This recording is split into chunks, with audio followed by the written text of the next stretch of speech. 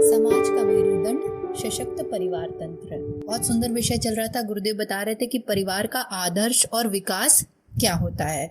क्यों? क्योंकि परिवार का आदर्श मतलब कि जो एक आइडियल फैमिली होनी चाहिए वो कैसी होनी चाहिए, उसमें क्या धारणाएं होनी चाहिए, लोगों की क्या प्रेरणा होनी चाहिए, मन स्थिति कैसी होनी चाहिए, ये सारी चीजें गुरुदेव ने पीछे बताई थी जो हमने समझी। उसी क्रम को आगे बढ़ाते हुए गुरुदेव बोल रहे हैं कि परिवार एक पवित्र तथा उपयोगी संस्था है। इसमें मानव की सर्वांगीण उन्नति का आधार सहयोग, सहायता और पारस्परिकता का भाव रहता है। यह भाव वह शक्ति है जिसके आधार पर मनुष्य जंगली स्थिति से उन्नति करता करता आज की सभ्य स्थिति में पहुंचा है। सहयोग की भावना ही मनुष्य जाति की उन्नति का मूल कारण रही है। एकता, सामाजिकता, मैत्री आदि की सहयोग मूलक शक्ति ने आज मानव सभ्यता को उच्चता पर पहुंचा दिया है। सभ्यता के प्रारंभिक युग में जिस व्यक्ति ने सहयोग की शक्ति समझकर उसका प्रकटीकरण तथा परिवर्तन किया होगा वह निश्चय ही एक बड़ा दार्शनिक तथा समाज हितैषी महापुरुष रहा होगा। कितना सुंदर देखिए गुरुदेव बता रहे हैं इसमें कि परिवार आज जो हम लोग हैं एज अ ह्यूमन बीइंग, इतने डेवलप्ड, इतने मैच्योर्ड, ये कैसे बने? ये परिवार की अवधारणा से बने। तो गुरुदेव देखिए उस व्यक्ति को भी धन्यवाद दे रहे हैं कि जिसने परिवार के कंसेप्ट को निकाला होगा, जिसने सोचा होगा कि नहीं, मानव सभ्यता को ऊंचा उठाने के लिए एक परिवार टाइप की व्यवस्था होनी चाहिए। समाज में एक ऐसा सिस्टम होना चाहिए कि फैमिली सिस्टम हो, कि हाँ ये इनके शादी विवाह का सिस्टम, फिर बच्चे होंगे, फिर ये उनके पेरेंट्स होंगे, ये सब पूरा एक सिस्टम है ना, हमने ही क्रिएट किया है मिलकर। समाज क्या है? सभी व्यक्तियों से मिलकर बना है। तो ये जो पूरा सिस्टम हमने क्रिएट किया, तो जिसने इसको इवोल्यूट किया होगा, इस आइडिया को जिसने प्रपोज किया था, गुरुदेव उसको थैंक यू बोल रहे हैं कि कितना महान व्यक्ति होगा कि उसने ऐसा सामाजिक वातावरण तैयार किया कि जिसमें परिवार की अवधारणा लाई। क्यों? और उसके साथ साथ ये भी कि परिवार ऐसा जिसमें हम सहयोग करें, एकता के साथ रहें, मैत्री के साथ रहें। देखो ऐसा परिवार की अवधारणा उसने नहीं की थी कि हम आपस में एक दूसरे से लड़ाई झगड़ा करें, एक दूसरे को तंग करें, परेशान करें। उसने ऐसे परिवार की अवधारणा की थी जिसमें हम एक दूसरे के साथ मैत्री भाव से रहें, सहयोग। देखिए हम लोग मनुष्य तन में आए हैं इस धरती पर, ढेर सारे प्रारब्ध कर्म पूर्व जन्मों के सबको लेने ही पड़ते हैं। मृत्यु, रोग, दुख, सुख सभी के साथ लगा रहता है। तो सोचो कि परिवार होना कितना आवश्यक है। क्यों? क्योंकि कभी किसी की परिस्थिति होगी, कभी किसी की परिस्थिति होगी, तो मिलजुल के एकता के साथ रहना, एक दूसरे के साथ हेल्प करना, एक दूसरे के सामाजिक कार्यों में भी मदद करना, मैत्री करना, ये थी समाज की अवधारणा परिवार बनाने के पीछे। ये नहीं थी कि परिवार बना के हम स्वार्थी हो जाएं, परिवार बना के हम भोगों में लिप्त होने लगे। परिवार इसलिए नहीं बनाने शुरू किए गए थे। ये कंसेप्ट जो था, इस ऐसे तो सब अकेले अकेले घूम रहे थे, आदि मानव अकेले ही घूमते थे ना जब अपन आदि मानव वाले युग में थे। और हमारी जो सभ्यता आगे बढ़ी है वो इसी कारण से भी बढ़ी है क्योंकि हमारे यहाँ परिवार होते हैं। और परिवार में जब हम एक दूसरे को सहयोग करते हैं तो हम क्या हुए, इमोशनल लेवल पे भी बहुत मैच्योर होने लगे। क्यों? क्योंकि जब हम एक दूसरे की पीड़ा समझते हैं, आत्मीयता समझते हैं, प्रेम समझते हैं, तो हम जानवरों से ऊपर उठ जाते हैं। जानवर देखो कैसे एक दूसरे को मारते काटते हैं, घूमते रहते हैं, कुछ पता नहीं कहाँ जाना है, क्या करना है। ऐसे ही मनुष्य का भी जीवन था, जानवरों की तरह ही तो बीत रहा था, नर पशु की तरह ही। लेकिन ये जो धीरे धीरे ग्रेजुअल इवोल्यूशन हुआ, ये गुरुदेव बोल रहे हैं, ये इस कंसेप्ट की वजह से हुआ कि हमने समाज का निर्माण किया और उसमें परिवार नामक एक ऑर्गेनाइजेशन, एक सिस्टम रखा, एक व्यवस्था रखी कि नहीं, परिवार होगा, उसमें ऐसे ऐसे लोग होंगे और एक दूसरे की सहायता करेंगे, एक दूसरे को ऊंचा उठाएंगे। तो जो जंगली स्थिति से उससे हम ऊपर उठ गए। अब यही बात अगर पहले कहें कि अरे परिवार तो, अब आजकल के देखिए आजकल दिक्कत क्या हो रही है, आजकल परिवार कैसे हो गए, अपना अपना खाओ, अपना अपना नाओ, खूब इंजॉय कर लो, 2-4 घर और बना लो, जितना धन है उससे और धन कमाने की सोचो। मतलब पूरे टाइम भोग की वृत्ति है। और भोग की वृत्ति में आपस में लड़ाई झगड़ा भी है कि उसका मुझसे ज्यादा कैसे, जलन है, ईर्ष्या है, द्वेष है। तो काय का परिवार? इससे अच्छा तो तुम लोग फिर नरपशु ही रहते, जैसे आदिमानव की तरह घूम के। आदिमानव कैसे एक दूसरे को मार के भी खा जाते थे, जानवरों को मार के खा जाते थे। तो जब हम लोग एक दूसरे को मार के खाने वाली प्रवृत्ति को नहीं त्याग कर रहे हैं और उसी धर्रे में आज भी चल रहे हैं, तो हम एक प्रकार से नरपशु ही तो हुए। आगे गुरुदेव उसमें कहते हैं, सभ्यता के प्रारंभिक युग में सहयोग की शक्ति जानकर लोगों ने अपनी स्थूल तथा सूक्ष्म विशेषताओं को मिलाकर संगठन की चेतना प्रबुद्ध की होगी और कंधे से कंधा, विचार से विचार, शक्ति से शक्ति तथा साधन से साधन मिलाकर एक तन मन से काम किया होगा, जिसके फलस्वरूप सभ्यता तथा मानवीय समृद्धि के एक के बाद एक द्वार खुले होंगे। गुरुदेव देखिए अज्यूम कर रहे हैं, सोच रहे हैं कि कौन था जिसने ये परिवार की अवधारणा लाई और उसने क्या सोचा होगा इसके पीछे। तो वो बता रहे हैं कि देखो उसने ये सोचा होगा कि जब हम एक दूसरे के साथ मिलकर कदम से कदम मिलाएंगे तो क्या होगा, वैचारिक शक्ति बढ़ेगी। अब जैसे मान लो घर में 10 लोग हैं, तो हो सकता है किसी परिस्थिति में मेरे दिमाग में वो आइडिया ना आ रहा हो, कोई अच्छा सा आइडिया हो कि हाँ चलो ये काम को ऐसे नहीं ऐसे, किसी दूसरे के दिमाग में आ जाए, है ना। किसी चीज में मैं बहुत एक्सपर्ट होंगी, किसी चीज में कोई दूसरा व्यक्ति बहुत एक्सपर्ट होगा। तो आप ऐसे भी देखो ना, जैसे गुरुदेव का काम देखो या युग निर्माण योजना देखो या महाकाल का काम देखो, तो ऐसा थोड़ी है कि हर व्यक्ति एक ही काम कर रहा है। सबके अपने अपने टैलेंट हैं, सबके अपने अपने स्किल्स हैं, सबको अपने इंट्यूटिवनेस है, ऐसे भी समझो। आत्मिक लेवल पे सबको अपनी अपनी इंट्यूशन है, किसी को कुछ प्रेरणा मिल रही है, किसी को कुछ प्रेरणा मिल रही है। तो ये हमें क्या बता रहा है, ये जो हमें प्रेरणाएं मिल रही हैं, ये जो हमें इंट्यूटिवनेस हो रहा है, ये सब अगर हम बस एक भाव और डेवलप कर ले इसमें, सेवा का, सहयोग का, गिविंग एटीट्यूड, देने वाला, तो सब लोग अपनी अपनी अच्छी जो वो है, ये कह सकते हैं एटीट्यूड, अपने अपने अच्छे जो हमारे पास प्रतिभा है, जो स्किल है, वो अगर हम समाज में डिस्ट्रीब्यूट करना शुरू कर दें तो मजा आ जाए। और आज जो हम लोगों ने इतनी प्रगति करी है, वो नर पशु से लेकर आदि मानव से लेकर आज हम लोग देखिए कितने एडवांस हो गए। अच्छे से बोलना, अच्छे से खाना, अच्छे से हमारे वाहन वगैरह चलने, हम सभ्यता के साथ रहते हैं, कपड़े पहनते हैं ढंग से एक दूसरे के साथ व्यवहार करते हैं, आत्मीयता रखते हैं, प्रेम रखते हैं। ये डेवलपमेंट कैसे संभव हुआ, जब हमने अपनी अपनी जो अच्छी स्किल्स थी उसको सब में बांटना शुरू किया। उसमें भी मूल जो बात थी वो थी सेवा और सहकारिता। जब ये भाव मन में उठा होगा कि नहीं मुझे अकेले को नहीं, अभी आदिमानव लोग कैसे अपना अपना पेट भर लिया, अब उसके लिए दूसरे को भी मारना पड़े तो मार दो, पर पहले अपना पेट भर लो, यही भावना हुआ करती थी।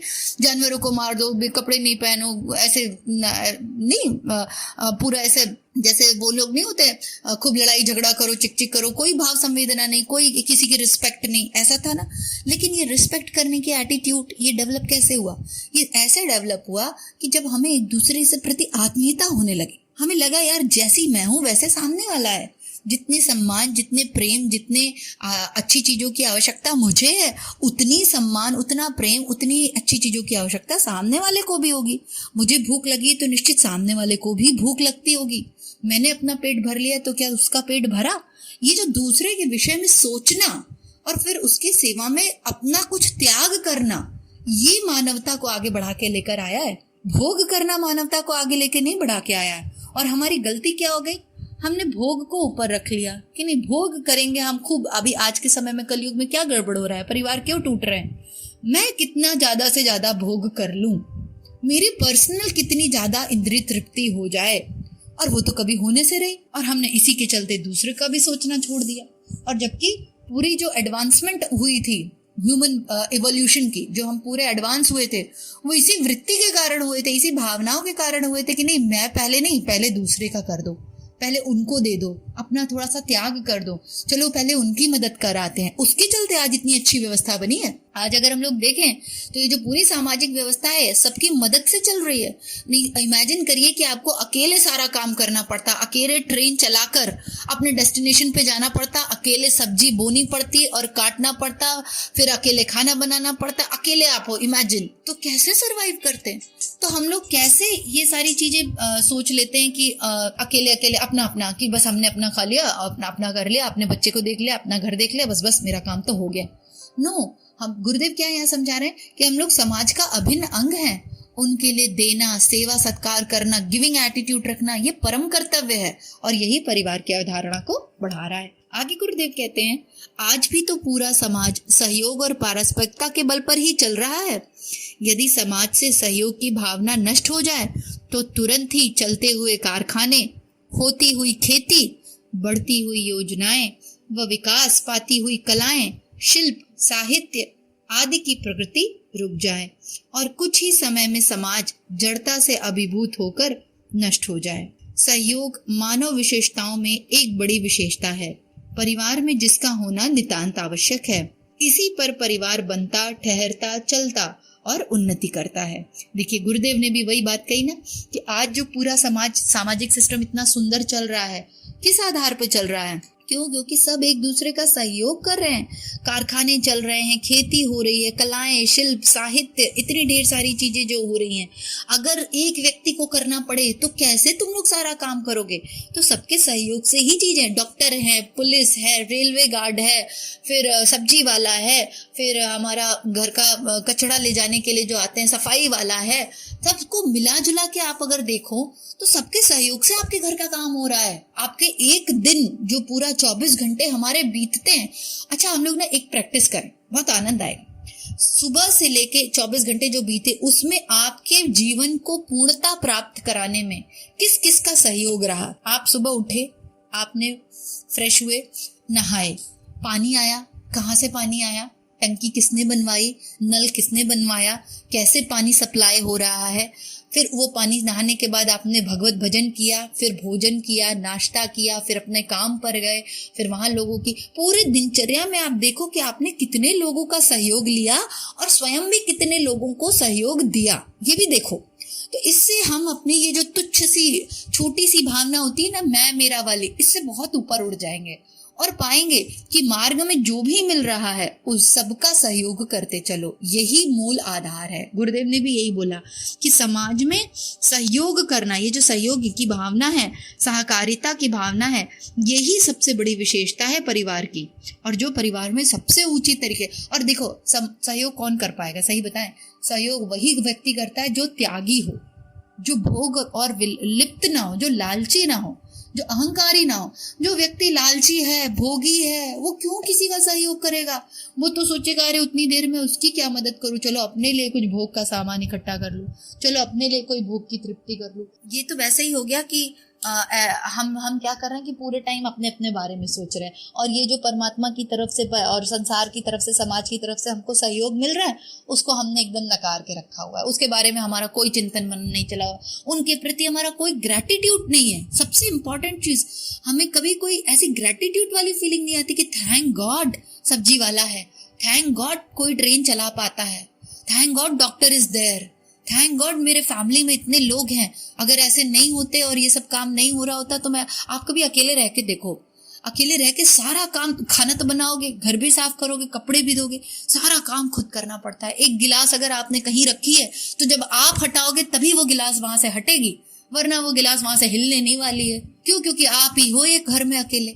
तो आप ऐसे समझो कि ऐसा हम सभी ने कई बार महसूस किया होगा कि जब हम परिवार के बीच में रहते हैं तो ठीक है, चिक चिक चुक चुक होती है, थोड़ी बहुत सब होता है, लेकिन कितना सहयोग भी मिलता है। उस सहयोग को अगर हम ऊपर रखें, उन भावना पॉजिटिव चीजों को देखो, देखो क्या होता है, हमारी दृष्टि नकारात्मकता पे बहुत रहती है। अगर हम पॉजिटिव चीजों को देखें कि देखो अगर आज परिवार है तभी तो हमें इतना सहयोग मिल रहा है, तो हमारी भावनाएं बदलने लगेंगी। और गुरुदेव कहते थे तुम पहले स्वयं को सुधारो ना, दूसरे को क्यों देखना, स्वयं को देखो ना। जब तुम स्वयं को देखने लगोगे, स्वयं की चीजों को उन्नत, और हर व्यक्ति अगर ऐसा करने लगे कि अपना देखे कि मैंने क्या त्याग किया, ये मत देखो सामने वाले ने क्या किया, ये देखो कि मैंने क्या त्याग किया।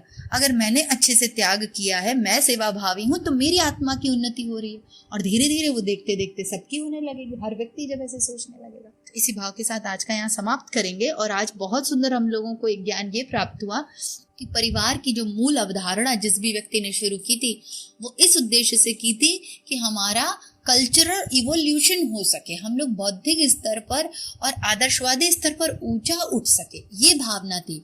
और उसमें सबसे पहली भावना थी सेवा और सहकारिता। तो आज हमने सीखा कि परिवार का मतलब एक दूसरे की सेवा करना और एक दूसरे का सहयोग करना, ये होता है फैमिली। इसको कहते हैं फैमिली। सिर्फ पार्टी करना, एक दूसरे के साथ सेलिब्रेशन करना और पैसे खर्च करना और घर द्वार बना, सिर्फ इतना नहीं होता। एक दूसरे की मदद करना, ये परिवार है। इस भाव के साथ माँ गायत्री से प्रार्थना करेंगे कि हमारे जीवन में भी इस पारिवारिक अवधारणा की सही सही मूर्ति जो है वो उतरे, और माँ गायत्री ऐसी हमें शक्ति दें। जय गुरुदेव, सभी को प्रणाम।